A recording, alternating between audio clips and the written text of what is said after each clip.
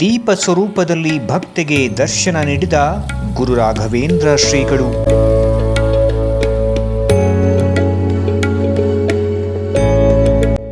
ಪೂಜ್ಯಾಯ ಗುರು ರಾಘವೇಂದ್ರಾಯ ಮಂತ್ರ ಹೇಳುವಾಗ ಮುಂದೆ ಸರಿದ ದೀಪ.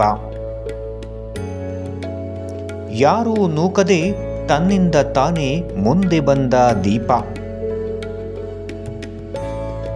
ಹೌದು, ಬೆಳಗಾವಿ ಜಿಲ್ಲೆಯ ಮೂಡಲಗಿ ತಾಲೂಕಿನ ಗುರ್ಲಾಪುರ ಗ್ರಾಮದಲ್ಲಿ ಗುರು ರಾಘವೇಂದ್ರ ಸ್ವಾಮಿಗಳ ಪವಾಡ ನಡೆದಿದೆ.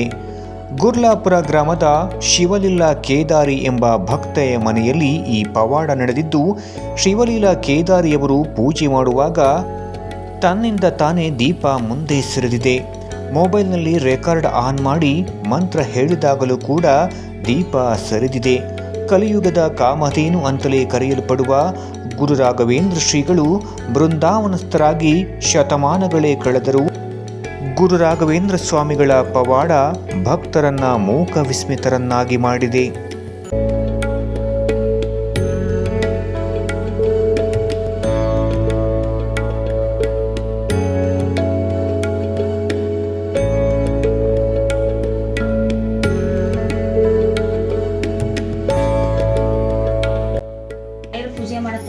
ಪೂಜೆ ಮಾಡಿ ಎಲ್ಲ ಪೂಜೆ ಗೀಜೆ ಎಲ್ಲ ಮಾಡಿ ಉದ್ಕಡ್ಡಿ ಉದ್ಬತ್ತುಗಳಿಗೆ ಅಲ್ಲಿ ಕೆಳಗೆ ಇದು ಮಾಡಿ ರಾಯರ ಪೂಜ್ಯಾಯ ರಾಘವೇಂದ್ರಾಯ ಸತ್ಯಧರ್ಮ ವ್ರತಾಯ ಚ ಭಜತಾಂ ಕಲ್ಪವೃಕ್ಷಾಯ ನಮತಾ ಕಾಮಧೇನುವೆ ಅಂಥೇಳಿ ಮಂತ್ರ ಸ್ಟಾರ್ಟ್ ಮಾಡಿದೆ.